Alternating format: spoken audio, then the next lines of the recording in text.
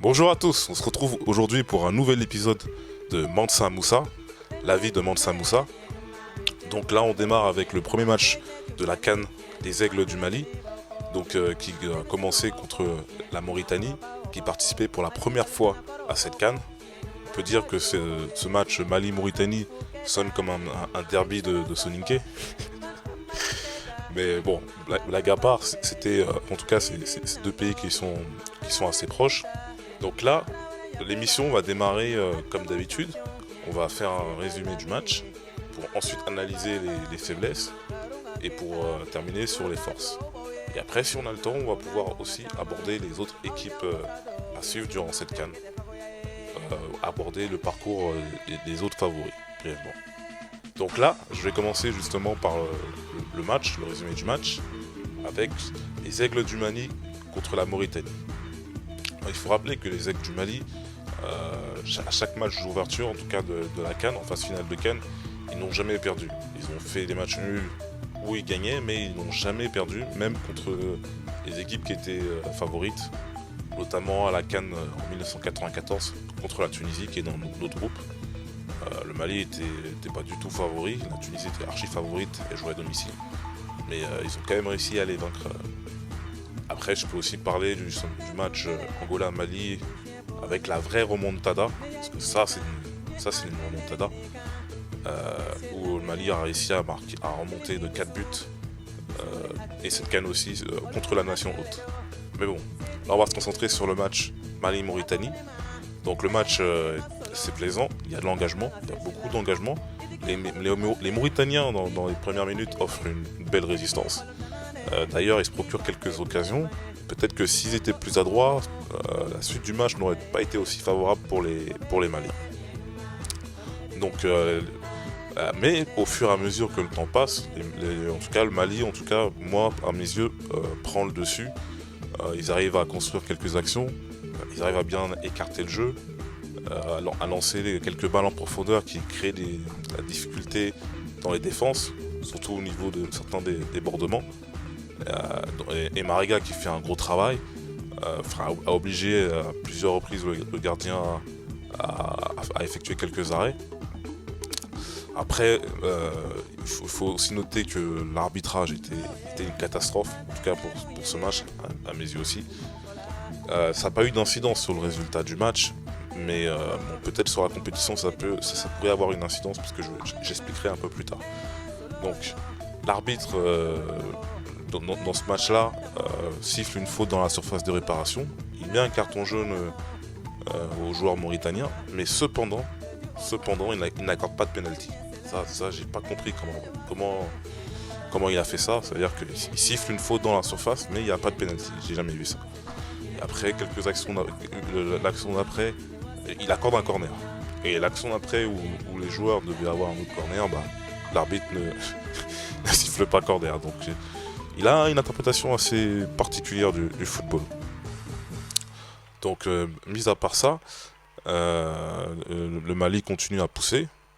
Et c'est après, logiquement, grâce à un superbe contre-appel de Mariga et de la percée aussi de Diaby, le capitaine.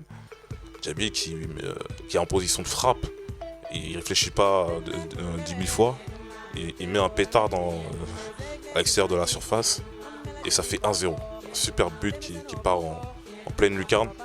Mais là, en tout cas, à ce moment-là, le Mali est lancé. Et donc là, à ce moment-là, il déroule. Il déroule tout simplement. Et ce qui fait que quelques minutes plus tard, il se procure une autre occasion qui leur permet d'avoir un penalty. Pareil, là, Mariga, il arrive. Il frappe une frappe puissante à ras-terre placée. Le gardien ne peut rien faire. Ça fait déjà 2-0. Le Mali repart 2-0 à la mi-temps. Mais c'est un score qui est mérité. On va dire, au départ, j'avais dans les 30 premières minutes une frustration parce que je sentais que l'équipe était supérieure, mais elle faisait on va dire un début un peu timoré. Et par rapport aux autres équipes, aux autres favoris, je me dis, bon, on risque peut-être d'avoir le même problème, voire même pire, d'avoir une mauvaise surprise. Mais finalement, non. Donc on arrive au début de la seconde mi-temps. Voilà, les Mauritaniens poussent. poussent logiquement, donc ils sont menés au score, donc ils poussent. Ils se procurent quelques actions intéressantes aussi, il faut le noter, parce que les gens disent le niveau faible de la Mauritanie, ok, c'est pas un cas d'or, mais ils ont imposé, on va dire, une belle résistance par rapport aux moyens qu'ils ont. Mais bon, ça n'a pas suffi. Et derrière, bah là, c'est Adama Traoré aka Nos. Moi, je préfère l'appeler Nosigno. Car là, il fait un petit festival de dribble et après, il enchaîne avec une frappe puissante à terre. Le gardien est battu. Donc là, ça fait déjà 3-0. Là, on est aux anges. D'ailleurs, même le Mali continue à se procurer des occasions pour chercher peut-être le 4-0.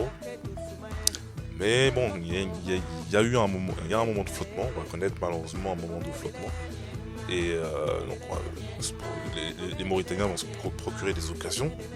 Et il y a déjà eu un avertissement où un attaquant mauritanien lancé dans la profondeur réussit à battre le gardien. Mais grâce à un super retour de Mola Wagué, avec un tacle digne d'Olivier Tom. Grâce à un super tacle, il réussit à esquiver le but. En tout cas, il nous sauve de ce but-là. Mais malheureusement, c'est temporaire, puisqu'après, l'action d'après, le défenseur Fofana, avec une poussette, concède un penalty. Et donc, les Mauritaniens marquent sur ce penalty-là. L'attaquant prend le gardien Djigui Diarra à contre-pied. Donc là, ça fait 3-1 pour le Mali, toujours. Donc à ce moment-là, on se dit que les Mauritaniens peuvent avoir un peu d'espoir. En tout cas, d'essayer de réduire la marque, mais non. Les Maliens n'entendent pas de cette oreille. Et là, t'as l'autre Adama Traoré, qui joue à Orléans, qui lui, il te met une frappe enroulée, tu vois, à la FIFA. Tu vois, les genres de frappe carré R2 ou R1. Vous allez me dire si je me trompe. Il te met une frappe enroulée qui part aussi dans la lucarne. C'est juste magnifique, quoi. Ça a dégusté avec les yeux. Et donc là, il y a 4-1. Donc là, à ce moment-là, bon, on va dire que c'est fini. Le match est fini quasiment. Donc il y a quelques petites actions, mais l'essentiel a été fait. Donc le Mali a gagné 4-1. Non seulement on repart avec les 3 points, mais surtout prend la tête du groupe. Et prend la tête du groupe seul. Donc on est leader avec 3 points grâce au match nul de la Tunisie et de l'Angola qui ont fait match nul à 1. Donc là on va revenir un peu sur on va dire les faiblesses de l'équipe du Mali, parce que on va dire on n'a pas fait un match parfait, même s'il se rapprochait. Par exemple, je voulais revenir sur les relances du gardien Djigui Diarra qui sont pas superbes, en tout cas qui nous mettent quelquefois en danger inutilement. Et quelquefois les défenseurs font des passes en retrait, avec le pressing de l'attaquant mauritanien, soit le gardien perd le ballon et donc on peut se retrouver à concéder une occasion de but franche, comme ça a été le cas dans les premières minutes du match. La Mauritanie récupère un ballon très rapidement. Après, heureusement que l'attaquant n'a pas été super adroit, parce que sinon, ça aurait pu nous causer un but d'entrée de jeu. Après, dans d'autres cas, au mieux, on perd le ballon inutilement en touche. C'est-à-dire qu'on fait une passe en retrait, le gardien a l'impression dégage, c'est pas précis, donc la balle part en touche, donc c'est un ballon perdu inutilement. Là aussi, face à une équipe qui a plus de moyens, ça peut amener à des situations de but. On n'a pas besoin de faire ce type de cadeau.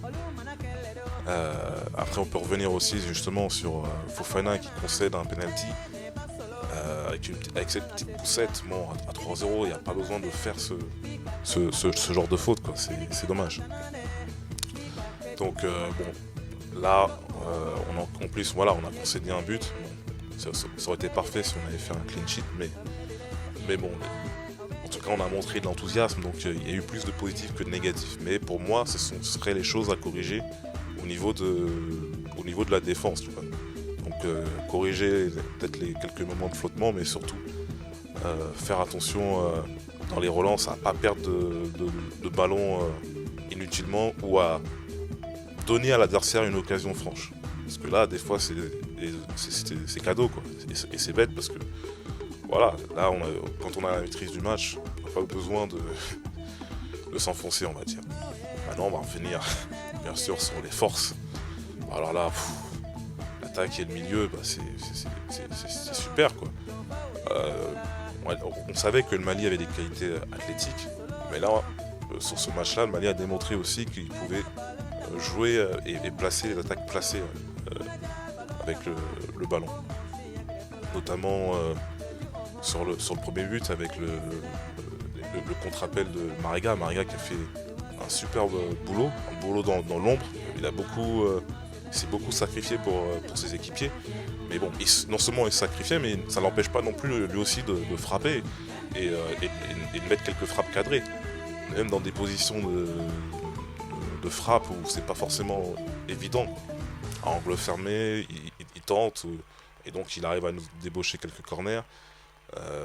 Bien sûr, il court beaucoup. Physiquement, il arrive à mettre une pression, à peser sur les défenseurs. D'ailleurs, je pense que c'est pour ça qu'il a pu créer ce décalage pour Djabi qui a pu ouvrir le score. Bien sûr, Djabi qui a été l'homme du match. Donc, il a fait un superbe match. Il y a son superbe but qui n'a rien à dire. Ça frappe en lucarne, rien à dire, mais il a fait aussi le boulot, notamment en distribuant des bonnes passes. Donc, j'ai parlé de Djabi, mais tu as aussi les deux Adama Traoré. Ils ont fait un super boulot. Après, il y a aussi les latéraux. Après, il y a un petit bémol, parce qu'il le latéral Koné, il se blesse en fin de match. Et là, c'est là où je pointe la responsabilité de l'arbitre, parce que il a eu des interprétations un peu étranges. Il y avait des fautes qui auraient dû valoir un carton jaune. Enfin, pas de carton jaune ou de carton rouge. Donc voilà, il y a des fautes qu'il aurait dû sanctionner, il n'était pas sanctionné. Donc en fait l'avantage lorsqu'on donne des avertissements et des cartons jaunes, en général les joueurs se calment un peu. Sauf que là, lorsque tu ne sanctionnes pas les joueurs, ils vont continuer. Et c'est ce qui s'est passé. Là, il y en a un Koné est blessé. J'espère que c'est pas trop grave. Donc, mais bon, au final, on démarre bien, on a fait l'essentiel. Je pense qu'on a envoyé un message fort dans le groupe. Donc, en tout cas, on arrive en tout cas avec pour le prochain match contre la Tunisie avec de la confiance. Et surtout, c'est la Tunisie qui aura la pression. Puisque à cause du match nul qu'ils ont fait, eux seront obligés de vouloir chercher la victoire pour se qualifier.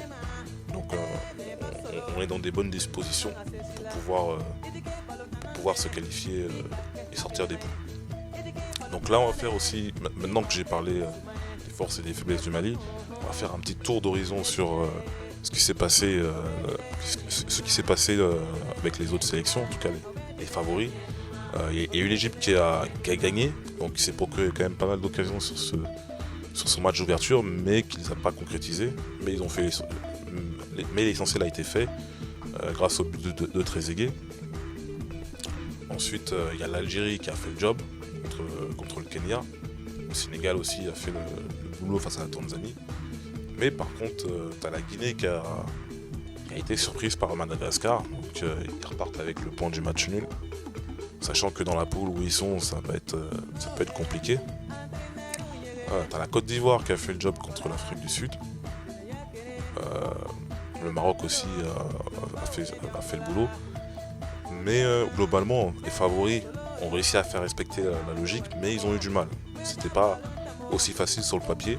Et ce qui est positif, c'est que, en tout cas, pour moi, j'avais peur que la CAN 24 a mené à une diminution du niveau général des équipes, mais en fait, non. Les équipes du quatrième chapeau, en tout cas celles qui participaient pour la première fois, ont fait le job. Soit elles ont livré une prestation, en tout cas elles ont essayé de proposer quelque chose au niveau du jeu. Notamment l'Ouganda qui est pour moi la sensation pour l'instant de cette CAN, parce que non seulement elle a battu la RDC, mais elle l'a surtout battu avec la manière. Et d'ailleurs le score qu'il y a aurait peut-être même être plus large. Donc je pense que ouais, ça a apporté, on va dire, un peu de fraîcheur. Et je pense qu'on va assister à des matchs intéressants les prochains jours en tout cas. Bon, on se retrouve prochainement justement pour le prochain match des Aigles du Mali. Donc Tunisie-Mali, avec je l'espère une victoire des Aigles à la clé. A très bientôt j'espère.